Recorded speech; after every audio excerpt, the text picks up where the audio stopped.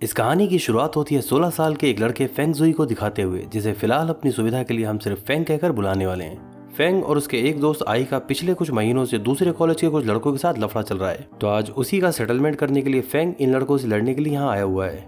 एक excellent fighter होने की वजह से ये लोग फेंग का तो कुछ खास बिगाड़ नहीं पाते, लेकिन आए दिन उसके दोस्त आई को पकड़कर ये लोग परेशान करते रहते हैं। कॉलेज के इन लड़कों को भी पता था कि फेंग की फाइटिंग स्किल काफी जोरदार है, और इसीलिए ये लोग भाड़े के कुछ गुंडों को भी अपने साथ लेकर आए थे।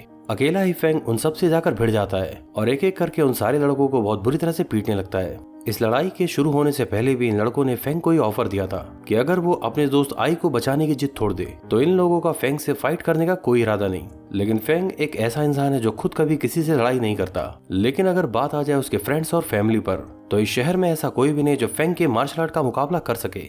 नंबर्स में काफी ज्यादा होने के बावजूद भी ये लड़के फेंग का मुकाबला नहीं कर पा रहे थे, लेकिन काफी ज्यादा पिटने के बाद आखिर में एक मौका ऐसा आता है जब ये सारे लोग मिलकर फेंग को नीचे गिराने में कामयाब होते हैं। पर बहुत जल्दी वो अपने आप को संभाल कर इन लोगों को फिर से पीटना शुरू कर देता है। ये लड़के समझ चुके थे कि एक एक करके तो हम इसका मुकाबला नहीं कर सकते, इसीलिए वो सारे लोग उस पर एक साथ टूटकर उसे घेर लेते हैं। और फिर आखिर में जब इस राइवल गैंग के लीडर हान को ऐसा लगता है कि अब कहीं जाकर उन लोगों ने फेंग पर कुछ हद तक काबू पा लिया है, तो वो लोहे की एक भारी चीज से उसके सर पर वार करके इस फाइट को खत्म करने की कोशिश करता है। फिलहाल तो ये सीन यहीं पर कट हो जाता है, तो इसके आगे की कहानी अभी तो हमें दिखाई नहीं जाती।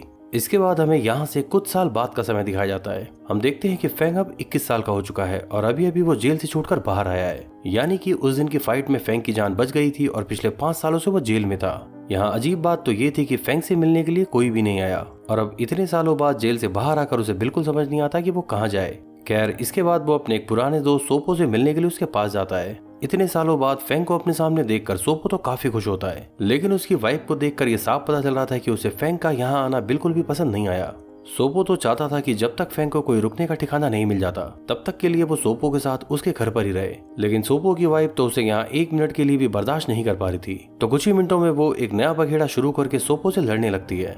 ये सब कुछ देखने के बाद अब फेंग भी समझ चुका था कि आगे उसे क्या करना चाहिए, और इसीलिए वो बिना कुछ कहे तुरंत उठकर वहां से चला जाता है। फिलहाल उसके पास इस शहर में रुकने का कोई भी ठिकाना नहीं था, तो वह ऐसे ही सड़कों पर इधर उधर घूमते हुए काफी घंटे काट देता है। दिन तो खैर उसने इधर उधर घूमते हुए किसी तरह से काट दिया, लेकिन फिर रात के समय वो किसी पुरानी बिल्डिंग के पास जाकर वहीं पर सो जाता है। फिर अगली सुबह फेंग काफी जल्दी जाग जाता है, क्योंकि उसे अपनी मार्शल आर्ट की प्रैक्टिस भी करनी होती है। तो ये देखकर हमें एक बात पता चलती है कि भले ही फेंग ने अपने पिछले कुछ साल जेल में रहकर बहुत बुरी तरह से काटे हों, लेकिन आज भी उसने अपना मॉर्निंग वाला वो मार्शल आर्ट रूटीन नहीं छोड़ा, और यही वजह है कि वो आज के समय में पहले से भी कहीं ज्यादा स्किल्ड फाइटर है। अब अपने आगे की जिंदगी काटने के लिए उसे पैसों की भी जरूरत पड़ने वाली है, और उसके लिए फेंग को चाहिए थी एक जॉब। तो अपना मॉर्निंग रूटीन पूरा करने के बाद वो जॉब ढूंढने के लिए निकल पड़ता है। 16 साल जैसी छोटी उम्र में जेल चले जाने की वजह से फेंग अपना हाई स्कूल भी कंप्लीट नहीं कर पाया था, और यही वजह है कि काफी ढूंढने के बाद भी उसे कोई भी जॉब नहीं मिल पा रही थी। फेंग को तो खैर पहले से ही इन बातों का अंदाजा था कि जेल से बाहर निकलने के बाद उसकी लाइफ काफी मुश्किलों भरी होने वाली है, और इसीलिए वो बिना ज्यादा मायूस हुए अपने जॉब ढूंढने वाले काम में लगा रहता है। फिर अगले सीन में हमें लियू नाम की एक लड़की दिखाई जाती है, जो साइकिल से कुछ चोरों का पीछा कर रही थी। काफी दूर तक उन चोरों का पीछा करने के बाद किसी सुनसान जगह पर पहुंचकर आखिर में लियू उन लोगों तक पहुंच जाती है। अगले ही पल उसे समझ आता है कि ये सब कुछ असल में एक ट्रैप है, और जानबूझकर ये गुंडे उसे भगाते हुए यहाँ तक लेकर आए हैं। वैसे लियू भी कोई डरपोक टाइप की लड़की नहीं है, और हल्का फुल्का मार्शल आर्ट उसे भी आता है। फिर वो बड़ी ही दिलेरी के साथ अकेले ही उन गुंडों का मुकाबला करने लगती है। ये गुंडे लोग ना सिर्फ चोर उचक्के बल्कि फट्टू टाइप के भी थे, और इसीलिए जब वो लियू का मुकाबला सामने से नहीं कर पाते तो फिर इसीलिए वो लोग धोखे से उसके सर पर वार करते हैं, जिससे वो तुरंत ही बेहोश होकर वहीं पर गिर पड़ती है। कुछ देर बाद जब उसको होश आता है तो वो देखती है कि फेंग नाम का कोई अजनबी आदमी उसके सामने खड़ा था। लियू उससे पूछती है कि तुम कौन हो और यहाँ क्या कर रहे हो। फेंग जब देखता है कि इस लड़की को होश आ चुका है तो वो बिना उससे कोई बात किए चुपचाप वहां से जाने लगता है। लियो उससे पूछने लगती है कि उन लोगों का क्या हुआ जिन लोगों ने मुझ पर हमला किया था, लेकिन फिलहाल फेंग उसके किसी भी सवाल का जवाब देने में इंटरेस्टेड नहीं है। फिर धीरे धीरे लियो को भी ये समझ आ जाता है कि इस आदमी ने उन गुंडों से फाइट करके उसे बचाया है, लेकिन इस बात के लिए बजाय उसका शुक्रिया अदा करने के, लियो उससे कहती है कि काश तुमने उन लोगों से मुझे बचाने के साथ साथ मेरा पर्स भी बचा लिया होता। इसके बाद फेंग फिर से अपने वही जॉब ढूंढने वाले काम पर निकल पड़ता है। फिर अगले सीन में हम देखते हैं कि 2 लोग एक बड़े से सोफा को रस्सी से ऊपर चढ़ाने की कोशिश कर रहे थे। इनमें से एक आदमी का नाम है येन और दूसरे का युआन। इन दोनों को इस बात का जरा भी आइडिया नहीं था कि यह रस्सी एक जगह से कमजोर है, और साथ ही साथ इस सोफा का वजन भी बहुत ज्यादा था। इसी दौरान जब ये सोफा हवा में लटका हुआ था तभी अचानक से एक बच्चा अपनी बॉल लेने के लिए उसके नीचे जाता है। इससे पहले कि वो बच्चा वहां से सुरक्षित निकल पाता कि तभी अचानक से वो रस्सी टूटती है और वो सोफा उस बच्चे के ऊपर गिरने ही वाला था। लेकिन इसी दौरान फेंग जो वहां से गुजर रहा था वो बिजली की रफ्तार से वहां पहुंचकर उस बच्चे को मरने से बचा लेता है। ये पूरा सीन देखकर ये लोग डरे होने के साथ साथ काफी राहत भी महसूस कर रहे थे। फेंग की वजह से आज यहाँ एक बहुत बड़ी घटना होते होते रह गई। इस बात पर येन और युआन का बॉस फेंग से काफी खुश था। वो लापरवाही के लिए उन दोनों की डांट लगाने के साथ साथ फेंग के काम के लिए उसकी काफी तारीफ भी करता है। वो फेंग की इस फुर्ती को देखकर उससे काफी ज्यादा इंप्रेस हो गया था और इसीलिए वो उसे अपने पास एक छोटी मोटी जॉब ऑफर करने के साथ साथ अपने वेयर हाउस में उसे रुकने के लिए जगह भी दे देता है। तो फिलहाल तो फेंग को जॉब के साथ साथ रुकने के लिए एक काम चलाऊ जगह भी मिल चुकी थी। इसके बाद आने वाले कुछ दिनों तक हम देखते हैं कि फेंग का रूटीन बिल्कुल पहले जैसा ही है। वो हर सुबह जागने के बाद कुछ घंटों तक अपने मार्शल आर्ट की प्रैक्टिस किया करता है और इसी दौरान उसे कई बार अपने जेल में बिताए हुए समय के अलावा वो समय भी याद आता है जिसकी वजह से उसे जेल जाना पड़ा था। फेंग के लिए उसका पास्ट काफी दर्दनाक रहा है, इसलिए वो चाहकर भी उसे पूरी तरह से भुला नहीं पाता और यही वजह है कि अब वो अपनी लाइफ में किसी भी तरह की फाइट में पड़ना नहीं चाहता, क्योंकि इसी लड़ाई झगड़े की वजह से उसे अपनी लाइफ में काफी कुछ खोना पड़ गया। फिर एक दिन जब वो अपने ऑफिस में येन और युआन के साथ था तो वो दोनों किसी लेजेंडरी स्ट्रीट फाइटर के बारे में बात करने लगते हैं। येन बताता है कि आज से कुछ साल पहले इस शहर में एक बहुत ही जबरदस्त फाइटर हुआ करता था। उस आदमी की मार्शल आर्ट स्किल इतनी ज्यादा अच्छी थी कि उसके कॉलेज के लड़के उसे किंग ऑफ द स्ट्रीट कहा करते थे। फिर युआन के पूछने पर येन उसे बताता है कि उस आदमी का नाम शायद फेंग था और यहाँ काफी सारे लोगों का ऐसा मानना है कि वो शायद ब्रूस ली से भी ज्यादा बेहतर था। लेकिन फिलहाल इन लोगों में से अब किसी को भी नहीं पता कि वो आदमी अब कहाँ है। फेंग बड़ा ही चुपचाप मुस्कुराते हुए इन लोगों की सारी बातें सुन रहा था, क्योंकि असल में ये दोनों जिस लेजेंडरी फाइटर के बारे में बात कर रहे थे वो आदमी कोई और नहीं बल्कि यही फेंग जुई है। लेकिन फेंग ऐसा बिल्कुल भी नहीं चाहता कि अब उसके बारे में किसी को कुछ भी पता चले। फिर अगले दिन जब वो अपनी मार्शल आर्ट की प्रैक्टिस कर रहा था तो उसे कुछ पुरानी बातें याद आने लगती हैं। एक समय था जब फेंग अपने पुराने दोस्त आई के साथ ट्रेनिंग किया करता था। मार्शल आर्ट की दुनिया में आई का तो कोई बहुत बड़ा गोल नहीं था, लेकिन फेंग उससे कहा करता था कि वो बिल्कुल ब्रूस ली जैसा बनना चाहता है और आज उन दोनों के मुंह से ये ब्रूस ली वाली बात सुनकर फेंग को ये पुरानी बातें याद आने लगी। यहीं दूसरी तरफ हम फेंग के दोस्त सोपो को देखते हैं जो फ्लूट बजाते हुए कुछ पुरानी बातें याद कर रहा था। एक समय था जब फेंग, आई और सोपो ये तीनों काफी अच्छे दोस्त हुआ करते थे। पढ़ाई लिखाई से तो इन लोगों का कुछ खास लेना देना था नहीं, लेकिन बाकी कामों में ये हमेशा काफी आगे रहा करते थे। फिर एक दिन अचानक से ही फेंग के जेल चले जाने की वजह से इन तीनों के बीच अब पहले जैसी दोस्ती भी नहीं रही और इन्हीं पुरानी बातों को सोचते हुए सोपो को फिलहाल काफी अफसोस हो रहा है। यहाँ प्रेजेंट में दिखाया जाता है कि एक दिन फेंग का बॉस इन लोगों को एक नया काम सौंपता है। इन लोगों को किसी अनाथ आश्रम में जाकर वहाँ कुछ कंप्यूटर्स डिलीवर करने थे। येन और युआन के साथ फेंग भी वहाँ पर पहुंच जाता है। वहां पहुंचकर जब ये लोग उस गाड़ी से सारा माल उतारकर उस ऑर्फेनेज के अंदर रख रहे थे कि तभी अचानक से येन की लापरवाही की वजह से उनमें से एक बॉक्स खुल जाता है और कंप्यूटर नीचे गिरकर टूट जाता है। ये दोनों बंदे काफी चालू हैं, इसलिए प्लान बनाते हैं कि ये सारा बिल फेंग के ऊपर फाड़ा जाएगा। ये दोनों बड़ी ही सफाई से उसे वापस बॉक्स के अंदर पैक करके रख देते हैं। इसके बाद ये लोग जानबूझकर फेंग को वही वाला बॉक्स उठाकर लाने के लिए कहते हैं। फिर जैसे ही फेंग उस बॉक्स को उठाता है तो अंदर का टूटा हुआ कंप्यूटर बाहर आ जाता है। ये देखते ही वो दोनों बंदे अपना नाटक चालू कर देते हैं कि फेंग की लापरवाही की वजह से यहाँ पर एक कंप्यूटर टूट गया। इस ऑर्फेनेज के मालिक का नाम है मिस्टर जो, जो कि एक भला आदमी है, लेकिन फिलहाल यहाँ पर नुकसान हुआ है तो वो फेंग को इसके लिए डांटना चाहता था कि तभी अचानक से लियो नाम की वो लड़की यहाँ पर आकर इस टूटे हुए कंप्यूटर के पीछे की सारी सच्चाई बताकर फेंग की साइड लेती है। फेंग को पता चलता है कि लियो असल में यहीं पर काम करती है और क्योंकि वो फिलहाल यहाँ पर फेंग का साथ दे रही थी तो मिस्टर जो उसे कुछ भी नहीं कहते। इसके बाद वो फेंग को अपने साथ लेकर किसी रेस्टोरेंट में जाती है और इस दिन गुंडों से उसे बचाने के लिए शुक्रिया कहने के साथ साथ वो ग्रेटिट्यूड के तौर पर फेंग को ट्रीट भी देती है। यहाँ थोड़ी बहुत देर की बातचीत के बाद इन दोनों के बीच अब अच्छी खासी दोस्ती हो चुकी थी। इसी दौरान फेंग के पास उसके कलीग युआन का कॉल आता है। यहाँ आवाज से तो वो काफी डरा हुआ लग रहा था। वो फेंग से रिक्वेस्ट करता है कि जितनी जल्दी हो सके उसकी मदद करने के लिए वो इस लोकेशन पर पहुंच जाए। फेंग तो फिलहाल लियो की कंपनी को काफी एंजॉय कर रहा था, लेकिन फिर भी उसे यहाँ से जाना होगा। पर यहाँ से जाने से पहले इन दोनों के बीच फोन नंबर भी एक्सचेंज हो जाते हैं। इसके बाद फेंग वहाँ पहुंचकर देखता है कि किसी गैंगस्टर ने येन और युआन को कैद कर रखा है। इस गैंगस्टर का कोई पुराना उधार है जो ये दोनों अभी तक चुका नहीं पाए और इसी वजह से इनकी अच्छे से कुटाई करने के बाद भी वो गैंगस्टर इनको यहाँ से जाने नहीं दे रहा। पैसे तो खैर फेंग के पास भी नहीं है जो देकर इन दोनों को बचा सके, इसलिए वो उस गैंगस्टर से रिक्वेस्ट करता है कि इन दोनों को यहाँ से जाने दे। पहले तो वो आदमी फेंग को धमकाते हुए उस पर हमला करने की कोशिश करता है, लेकिन बाद में जब वो देखता है कि ये आदमी खुद को भी टॉर्चर करने से नहीं डरता तो आखिर में उस गैंगस्टर को फेंग से डर लगने लगता है और इसी वजह से वो फिलहाल के लिए तो येन और युआन को छोड़ देता है। फिर अगले सीन में हम देखते हैं कि आज रात जब फेंग सोने ही वाला था कि तभी अचानक से उसे कई साल पुराना वो इंसिडेंट फिर से याद आता है। उस दिन असल में हुआ यह था कि उन कॉलेज के लड़कों से लड़ते समय फेंग इतना ज्यादा फॉर्म में आ गया था कि उसे इस बात का होश ही नहीं था कि वो किसी से भी फाइट करते समय उसे किस हद तक पीटे जा रहा था। उस दिन राइवल गैंग के लीडर जब हान ने उसे लोहे की किसी चीज से मारने की कोशिश की थी तो फेंग ने खुद को बचाते हुए उसे बुरी तरह से पीटना शुरू कर दिया था।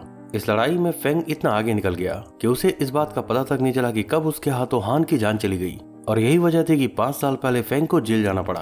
अपने जेल में बिताए हुए समय के दौरान उसने ये फैसला किया था कि बाहर निकलने के बाद वो कभी किसी से कोई फाइट नहीं करेगा और एक शरीफ इंसान की तरह जिंदगी काटेगा। फिलहाल उसे लियो नाम की उस लड़की के रूप में एक उम्मीद नजर आने लगी है, इसलिए अगले ही दिन फेंग उससे मिलकर खाली समय के दौरान इस एनजीओ को भी ज्वाइन कर लेता है। अब क्योंकि फेंग काफी मेहनती है तो वो किसी भी तरह का वॉलंटियर वाला काम कर सकता है और लियो भी उसके इस फैसले से काफी खुश थी क्योंकि वो भी फेंग को पसंद करने लगी है। फिर एक दिन डोंग नाम का एक गुंडा अपने कुछ साथियों के साथ इस एनजीओ में आता है। असल में इस शहर की एक कंपनी है जो इस एनजीओ वाली जगह को खरीदना चाहती है। अब क्योंकि मिस्टर जो अपनी मर्जी से तो इस जगह को बेचने के लिए राजी नहीं है तो इसीलिए उस कंपनी ने इन गुंडों को हायर किया है ताकि डरा धमका कर इस जगह को खाली कराया जा सके। ये लोग अपनी तरह से मिस्टर जो को डराने की पूरी कोशिश करते हैं, लेकिन फिर भी वो इस जगह को बेचने के लिए बिल्कुल भी राजी नहीं थे।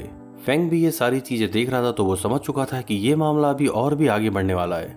फिलहाल तो वो गुंडे मिस्टर जो के साथ कोई मारपीट नहीं करते और सिर्फ डरा धमका कर यहाँ से चले आते हैं। फिर अगले सीन में हम देखते हैं कि फेंग अपने पुराने दोस्त आई से मिलने के लिए गया है। आई अब इस शहर का एक फेमस स्ट्रीट फाइटर बन चुका है और साथ ही इस शहर के कुछ गैंगस्टर भी उसे अपने काम के लिए हायर किया करते हैं। वो फेंग को भी अपने साथ काम करने का ऑफर देता है, लेकिन फेंग कहता है कि मैं वो पुरानी जिंदगी अब पूरी तरह से छोड़ चुका हूँ और साथ ही वो आई को भी ये सलाह देता है कि ये मारपीट वाली जिंदगी छोड़ के कोई दूसरा काम कर ले। फिलहाल तो इन दोनों के विचार एक दूसरे के साथ कुछ बहुत ज्यादा मेल नहीं खाते, लेकिन फिर भी ये लोग एक दूसरे के फैसले का पूरा सम्मान करते हैं। इन दोनों की यह पार्टी खत्म होने के बाद जब फेंग एक टैक्सी लेकर यहाँ से वापस जाने की कोशिश करता है तो देखता है कि यह टैक्सी ड्राइवर कोई और नहीं बल्कि उसके अपने पिता ही थे। वो फेंग को देखते हुए उसे तेजी से झटक देते हैं और अपनी गाड़ी लेकर यहाँ से निकल जाते हैं। इससे साफ पता चलता है कि फेंग की अपनी फैमिली ने भी उसे नकार दिया था। फिर अगले दिन फेंग किसी बूढ़ी औरत के पास कुछ स्ट्रीट फूड खरीदने के लिए जाता है। फेंग अभी उस औरत से कुछ बातें कर ही रहा था कि तभी अचानक से 2 पुलिस वाले वहां आकर उस औरत को यहाँ से जाने को कहते हैं। असल में ये फूड स्टॉल बिना परमिशन के लगाया गया था और इसीलिए कुछ पुलिस वाले रिश्वत के चक्कर में इस तरह की हरकतें किया करते हैं। फेंग उन दोनों पुलिस वालों को किनारे ले जाकर उसके पास जितने भी पैसे थे वो सारे उन्हें दे देता है क्योंकि वो ऐसा नहीं चाहता था कि इस बूढ़ी औरत का फूड स्टॉल यहाँ से हटाया जाए। असल में ये औरत मरने वाले उस लड़के हान की ग्रैंड मदर है और यही वजह थी कि फेंग बिना उन्हें अपनी पहचान बताए उनकी मदद करना चाहता था। फिर अगले सीन में हम देखते हैं कि डोंग नाम का वो गुंडा अपने बॉस ली को ही रिपोर्ट करता है कि मिस्टर जो नाम का वो आदमी अपनी मर्जी से तो उस एनजीओ की जमीन को नहीं बेचेगा। इस पर ली कहता है कि मुझे नहीं पता कि ये काम तुम कैसे करोगे, लेकिन इसके लिए तुम्हें चाहे जो भी करना पड़े जाओ और 1 हफ्ते के अंदर कैसे भी करके उस जमीन को खाली करवाओ। फिर डुआंग अपने कुछ गुंडों के साथ वहां पहुंचकर मारपीट करने लगता है। जाहिर है कि मिस्टर जो और लियो इन गुंडों का सामना नहीं कर सकते थे, तो शुरू में तो काफी देर तक फेंग इस लड़ाई झगड़े से दूर रहने की कोशिश करता है, लेकिन फिर जब वो देखता है कि ये गुंडे लियो के साथ काफी बुरी तरह से पेश आ रहे हैं तो फिर आखिर में उसके सब्र का बांध टूट पड़ता है और फिर एक एक करके वो उन सारे लोगों को बहुत बुरी तरह से मारने लगता है। जाहिर है कि फेंग की फाइटिंग स्किल के आगे ये लोग ज्यादा देर नहीं टिकने वाले थे, तो कुछ ही देर में फेंग से अच्छी खासी मार खाने के बाद वो लोग उल्टे पैर यहाँ से भाग जाते हैं। फिर अगले दिन जब फेंग और लियो उस ऑर्फेनेज के लिए कुछ शॉपिंग करके वापस लौट रहे थे कि तभी अचानक से हथियार बंद कुछ और गुंडे उन लोगों पर हमला कर देते हैं। फेंग देखता है कि इन लोगों के पास धारदार हथियार भी हैं तो लियो की जान को खतरा हो सकता है और इसीलिए वो उन गुंडों पर चढ़ाई शुरू करने से पहले लियो को बेहोश कर देता है। इसके बाद फेंग उन सारे गुंडों की बहुत बुरी तरह से पिटाई करके उन्हें बिल्कुल एनर्जी लेस बना देता है। इन सारी चीजों से निपटने के बाद जब ये दोनों उस ऑर्फेनेज में पहुंचते हैं तो इन्हें पता चलता है कि उन गुंडों ने इस ऑर्फेनेज के भी एक बच्चे को किडनैप कर लिया है। फिर तुरंत ही फेंग उन लोगों का पीछा करते हुए उन तक पहुंच जाता है और आखिर में उन सबको पीटने के बाद वो उस बच्चे को भी बचा लेता है। फिर 2 दिन बाद उस गैंग का बॉस ली खुद ही मिस्टर जो से मिलने के लिए इस ऑर्फेनेज में आता है। वो काफी सख्ती के साथ मिस्टर जो को डराने की कोशिश करता है ताकि बिना खून खराबे के ही उसे ये जगह मिल जाए, लेकिन अभी भी मिस्टर जो अपनी बात से पीछे हटने के लिए बिल्कुल भी राजी नहीं थे।